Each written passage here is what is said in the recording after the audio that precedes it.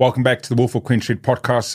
But today's episode, Adam Sommerville, a person whose journey has taken him through mental health to the darkness side, to pretty much on the brink of the door to suicide, and is now taking on his first Ironman, the New Zealand Ironman, that actually at the time of this recording is going to be in a week's time. By the time the episode comes out, he would have actually competed the Ironman, but has just been awarded the Tony Jackson Scholarship for the New Zealand Ironman, and I would love when Adam has a discussion to tell us about that scholarship and about his journey. But Adam, welcome to the show. Thanks, man. It's awesome to be here.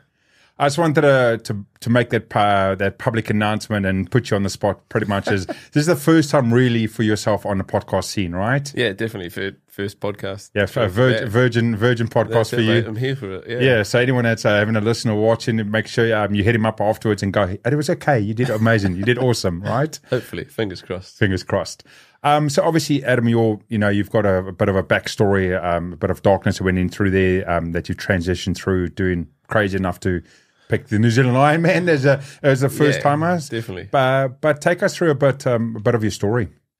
So I guess my kind of journey with mental health kind of kicked off back in 2019. Mm-hmm. We lost one of the boys to suicide, which rocked the group pretty hard. Mm-hmm. Something I guess we kind of hadn't had so close to home before.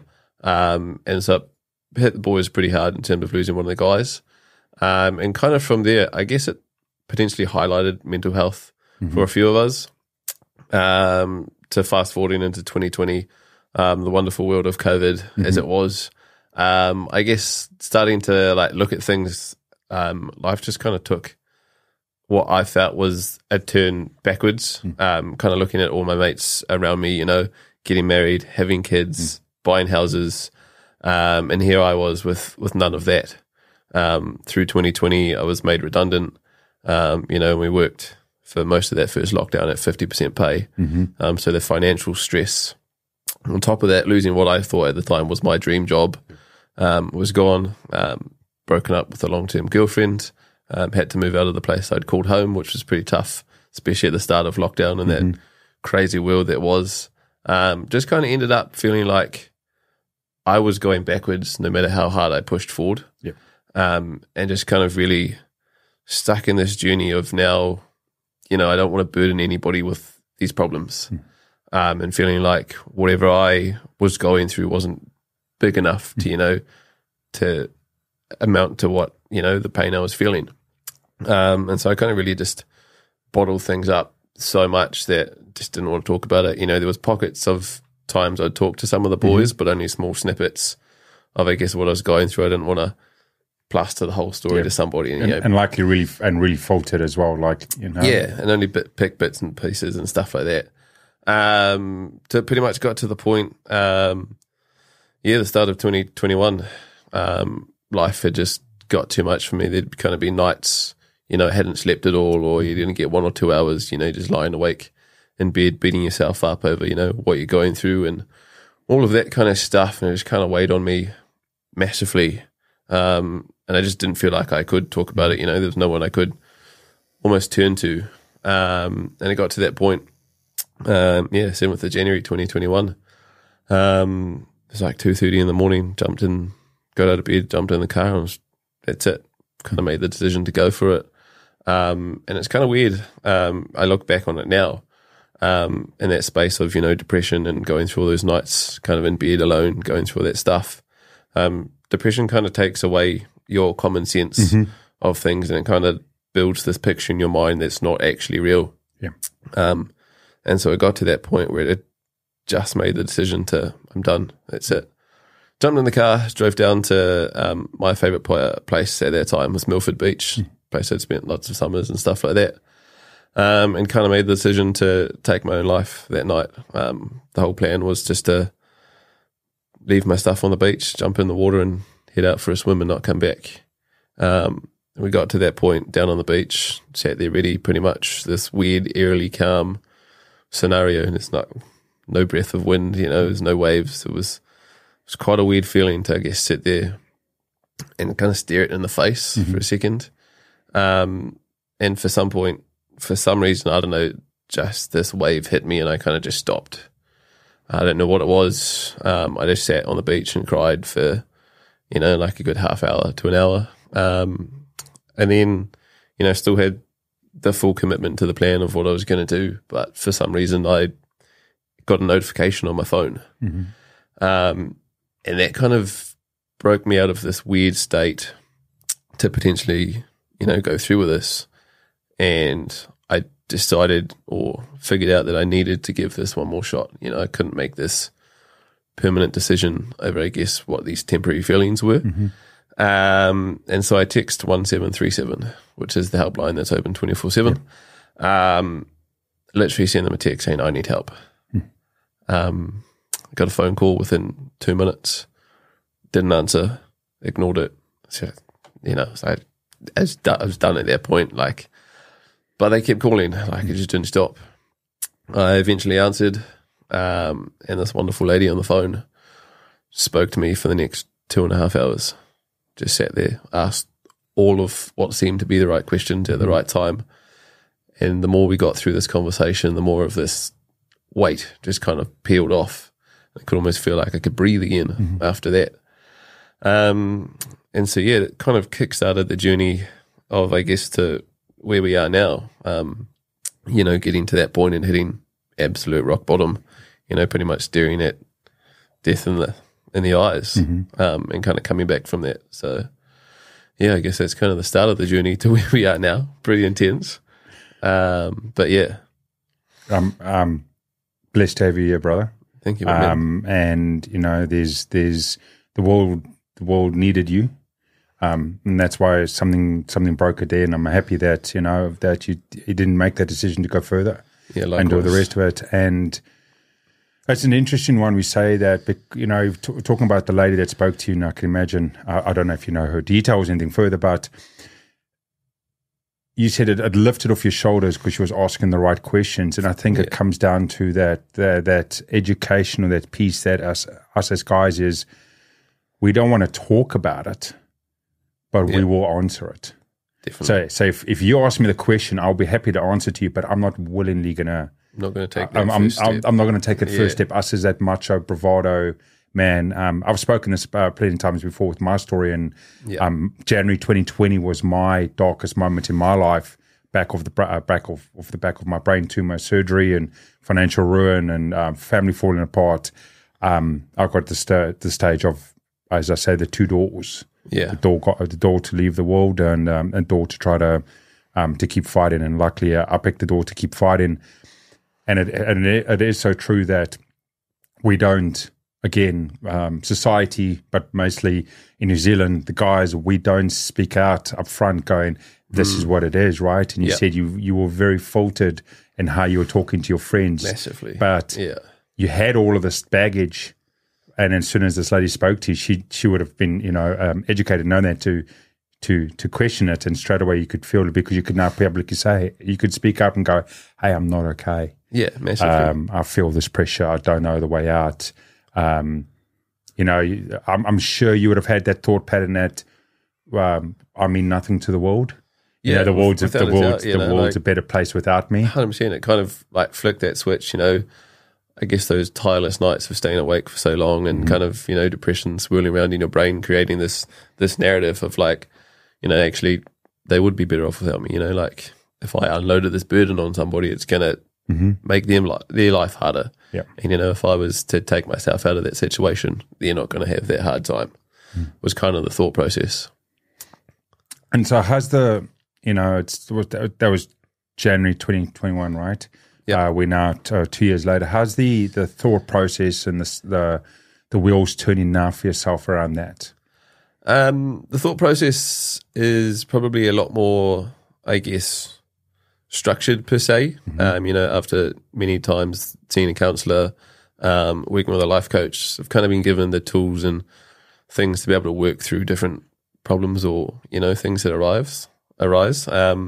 Life is still a roller coaster, like with mental health. There's your good days and your bad days. There's ups and downs, but it's taking those bad days, utilizing the tools and learning from them. How can we create those bad days into more better days? Probably 2 years on, still have my terrible days, no doubt, but there's ways to get through those, and there's things to look forward to now. So we're doing pretty good. Yeah.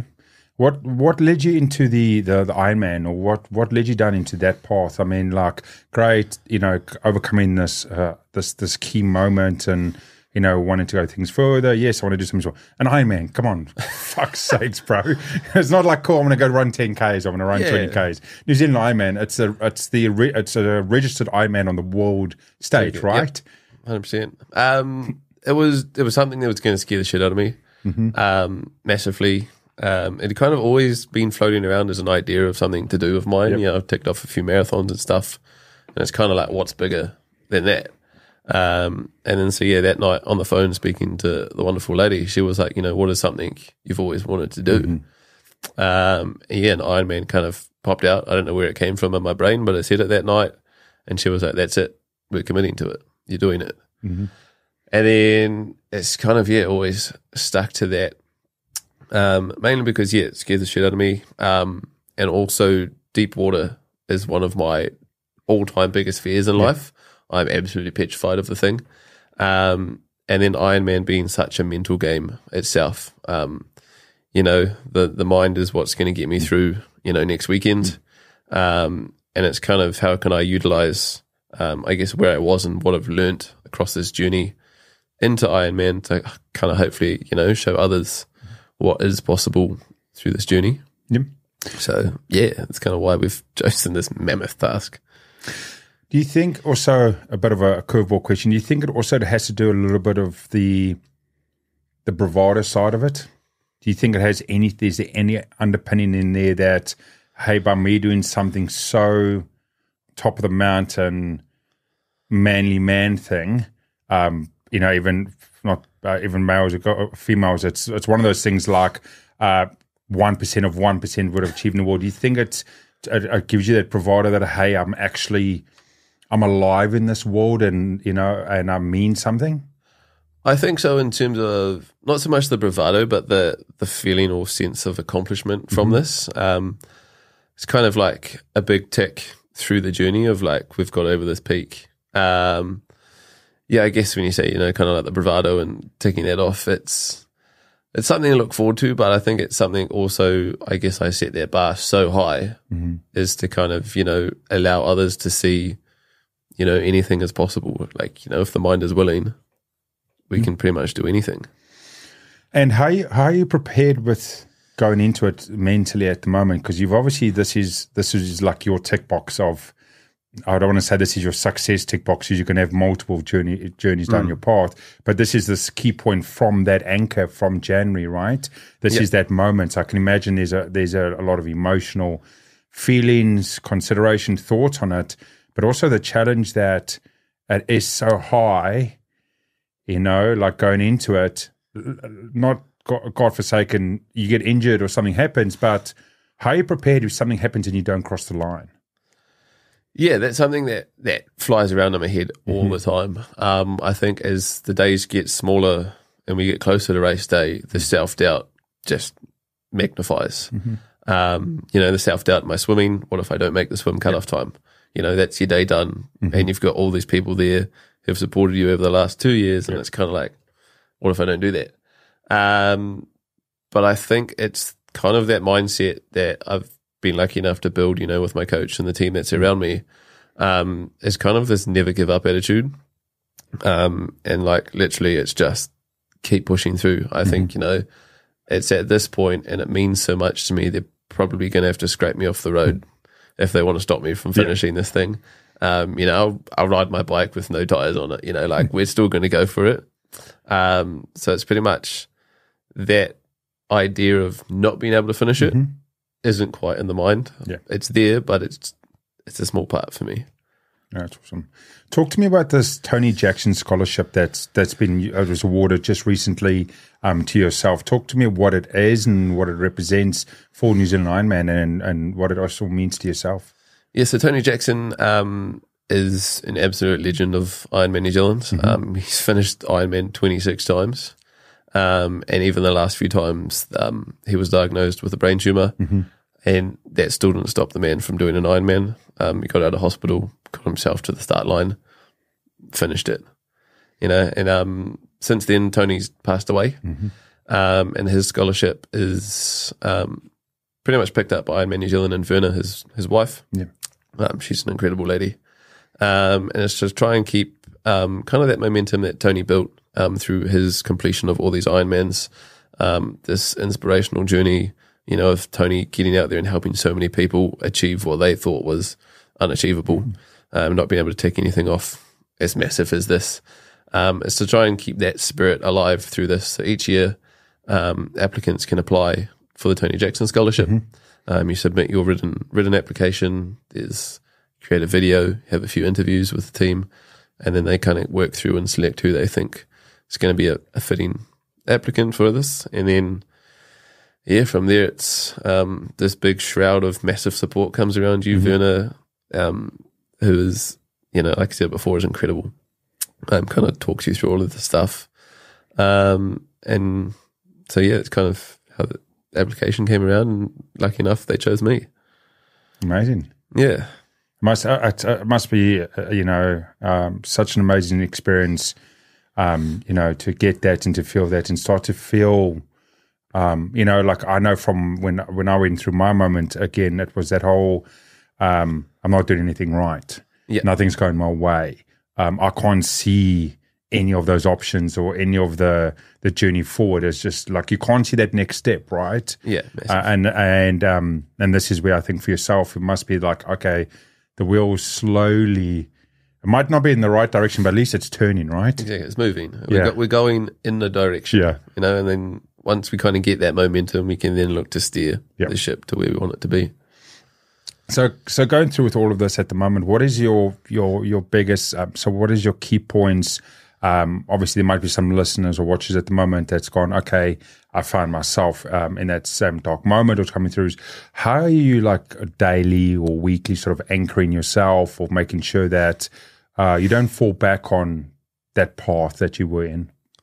Yeah, it's kind of just massively, working through those processes like what I talked about that my kind of counselor and life coach had given me, how we can take gratitude out of the day of what we've been through, writing down some things, on those dark days that are kind of the best things that have happened that day. I kind of center myself a lot around the quote that kind of saved my life that night, which that wonderful lady said, what if, it could turn out better than you could possibly imagine. Yeah. And that kind of quote has been everywhere since I kind of started this journey. I've even got it tattooed on my hand and the date, it sits right there. So literally every day I train riding my bike, I can see them. Anytime I run, anytime I hold things, it's there. But I think it's kind of just massively getting that understanding around, it is okay to speak.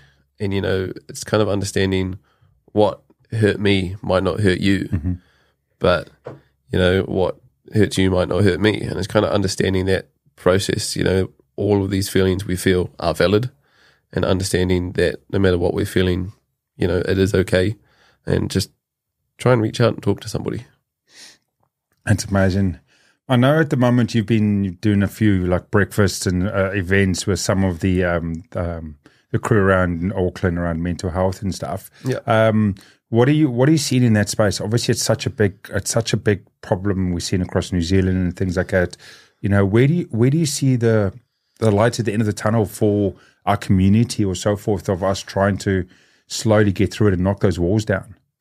Yeah, and like you say, knocking those walls down is probably the big part of it. It's, how do we kind of create these safe spaces for guys to come along and, feel comfortable to talk about these things? Because often, we don't in certain environments. I've kind of found, through these events, for all the brothers and stuff like that, as soon as you're kind of in a space with all guys and we're all kind of got something in common, like a lot of us, everyone there is pretty much either dealing with mental health issues or know somebody who is. And it's kind of that understanding between everybody, that we're all in this together. Yeah. And I feel it's almost kind of down to us as brothers to be able to create those conversations, to be able to understand how to have that conversation and kind of take it upon ourselves as brothers and friends to push everybody else to be, create that conversation from there. It totally is. I've seen a lot of the work that Four of the Brothers have done. Tim went out there, looked them up on Instagram. Four of the Brothers, Zane Munro. Yeah, he's doing amazing work with the community and the events and everything else. And I think again, it just comes back to that whole circle of, we've both gone to that very dark place, and the trick is, when you are in, like you said, when you get in depressed and stuff, like, you're not thinking logically, and when you're in that space, you're never going to make the first step, right? You're never going to take that first step. So we've got to, as a society and a community, we've got to pay attention. And even if it might be uncomfortable yourself, it's as simple as going, "Hey, how you doing? Are you okay? How's your day been?" And just starting that conversation, because the guy or girl that needs the help, like I said, a lot of times they will tell you they need help. We just have to ask them. Just got to ask that question. That first question up front. Yeah. And it's often, try and take it away from more of that serious setting, head out for a walk, something so nonchalant that, they might not kind of pick up on what you're doing. If you're heading out for a walk with one of the boys, that's cool. And it's kind of that more relaxed environment where you can start to ask that question, you don't seem like your normal self, man. What's going on? And see if they can open that door slightly. It doesn't have to be fully swung open to hear everything. Yeah. It's just long as you kind of almost feel that check-in from people around you, it kind of breaks that wall or that cycle of that depression and that kind of crazy mindset of, no one's here for me or no one wants to listen to it. But if someone takes that first step and, like you say, creates that conversation, it's a massive change. That's awesome. What is, as I said, as time of recording, you're a week away from the Ironman. When this episode comes out, we'll be a week on the other side of it, actually. Yeah. What's next for yourself in this path? It's a great question. Like lots of people have asked, once you're done, what's next? What crazy thing are you going to do next? The coast to coast has floated around. Yeah. That in itself is pretty scary. Another mammoth task. Yeah. I don't know. For me, it's kind of keeping this momentum we've built through the journey to help keep that awareness around it, to help link in or stay linked in with Zane, with Four of the Brothers, the team at I Am Hope as well. It's been massive to be able to link in with both of those awesome teams through the journey. So it's kind of keeping that momentum, keeping that conversation, and just keep pushing that awareness. So often we have these amazing, cool, big days that come around that, everyone kind of gets behind and supports suicide awareness or mental health day and stuff like that. But it's how do we keep that momentum in the middle of all those days? Yeah. So that's kind of, I guess, the motivation and journey to keep pushing that awareness. You ever thought of joining the 100 Club? Not really. You know what it is? No. So David Goggins made it famous. The 100 Club is the 100-mile club. So it's a 100-mile run. It's 160 kilometers. That's just almost too far. to contemplate riding 180k on the bike for Ironman is kind of feasible, but to run 160 is, I probably could eventually wrap my head around it. Like, a lot of people see Ironman and they're like, that's the same kind of thought. Just they're like, no way, that's not even possible. But 100 miles. Yeah, when you kind of break it down into smaller goals, it gets achievable.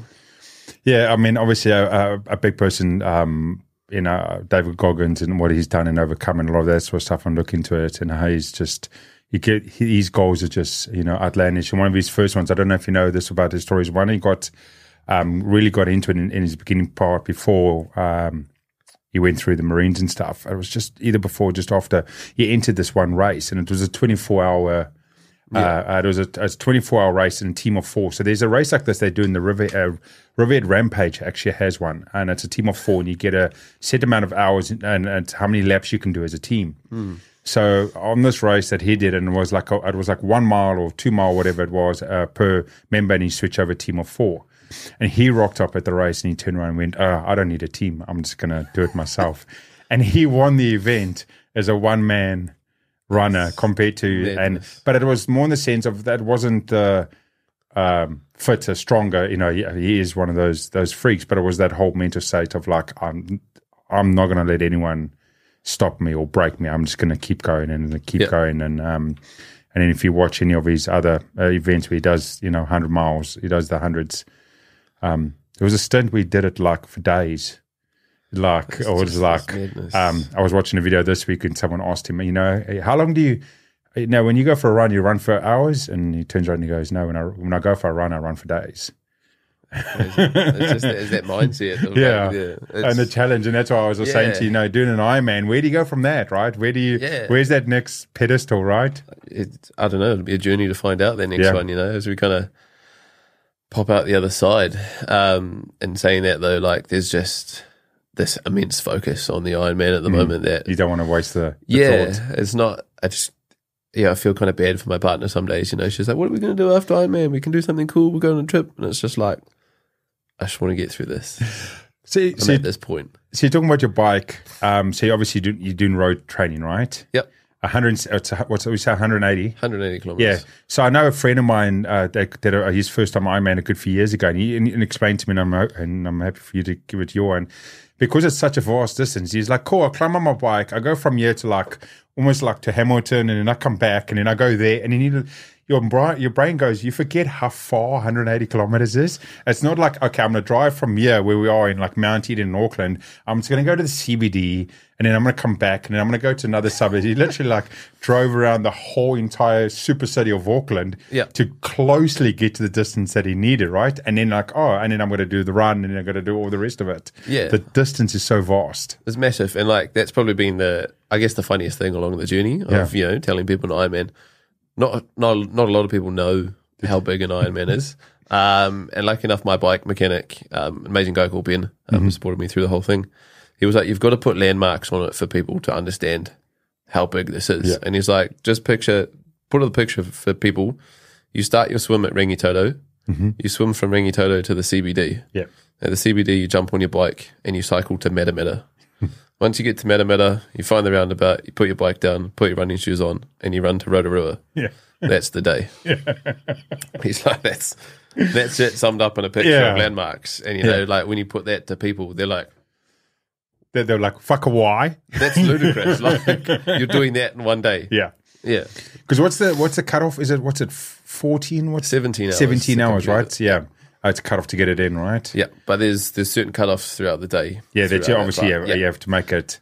It's funny because I was watching one just the other day, and it was because I know when they get to the cutoffs, there's actually a timestamp, and the normal person that does whether it's Ironman or running events or any of these long distance one, there'll be someone at the finish line, and they'll actually turn their back. I don't know if you know this. They'll turn their back when they come into the time because they don't want to be going, okay, it's 50. Let's say it's 15 hours, and they'll go 5 seconds left, and they see someone down the road. They don't want to be feel the conscious of that person's only 10 seconds behind the time. And I was watching this lady do a race, and it was a 15-hour event, a cutoff. Could have been an Ironman or let's say an extreme event, and she made it in with 10 seconds. Yeah, I think I've seen the same video. Yeah, and everyone is cheering her in because everyone knows, right? You've got to make it within those last seconds. Amazing for her, but I can imagine there would have been someone else behind her. Yeah, and that's I couldn't imagine getting there and going 10 seconds. That's it. Yeah, and that's why they turn their backs when they close. A lot of times I've seen it when they close the time slots. The person's standing there with people coming up because you can see people just charging, trying to make it right. I think I was down in December to watch the Ironman down there for the first time to try and experience the environment.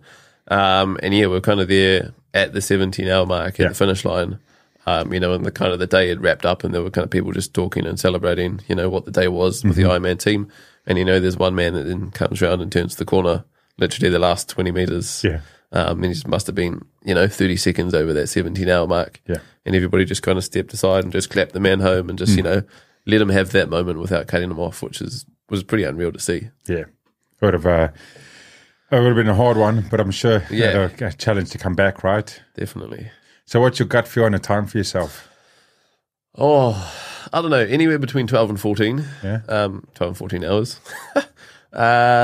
Look, to be honest, it's just getting across the finish line. For me, it's, it's more now about enjoying the day out there, putting everything into practice and just thanking everybody around me for that support. I'm lucky enough to have this almost small army coming down to watch me on race day. Mum and dad are coming up, sisters flying in from Australia. It's going to be pretty special, pretty emotional, no doubt.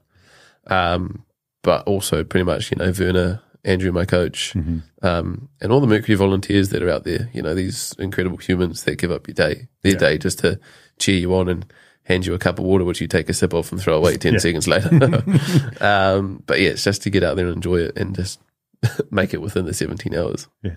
What do the top guys do? Do you know roughly? What are their sort of time slots? Probably like 8 hours. Yeah.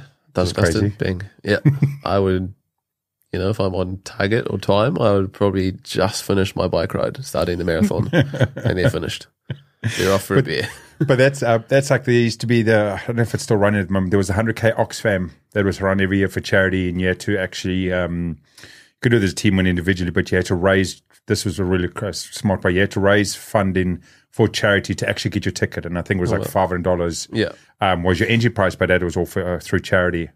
And it was funny because you could have it was like 30 hours or something. You could have to do the 100Ks, but it's Oxfam, so it's off-road and all the rest of it, right? Off terrain and stuff like that. So people do it. And the top guys were like 12, 13. And most of the people were like, cool, we've got to take a crew down because you're going to sleep halfway through it. And, because it's going to take like 20 odd hours to get halfway and then sleep and then trying to. Yeah. And the top guys, they come through, it was like 12, something just, they don't stop, they just go. They just keep going. It's crazy. Yeah. That's awesome. But yeah, so for anyone else out there at the moment that wants to follow your journey or anything else, where can people see more about yourself? Probably Instagram is probably the biggest point. It's just Adam Sommerville. Just on Instagram is probably the most of where I post a lot of things. Yeah. Especially now as we build into 1 week out, there'll probably be a lot of stuff up on Instagram, especially the more nervous and scared I get towards the day. There'll be a lot of stuff about that and how I'm feeling and kind of what I'm doing to get through that process. And yeah, I actually just got told last night from Ironman New Zealand I'm going to have a film crew that follows me 24/7. Oh, wow. Whilst I'm down there. So no doubt there'll be something flying around of, the whole journey, the race day itself. Yeah. So there'll be plenty of that floating around. Yeah. Awesome. And anything else for anyone that's listening or watching, a thought for them for today or something to consider? Yeah, it would probably be don't feel like you're a burden. At my lowest, I thought I was unfixable, but you're not. Literally, it takes a conversation.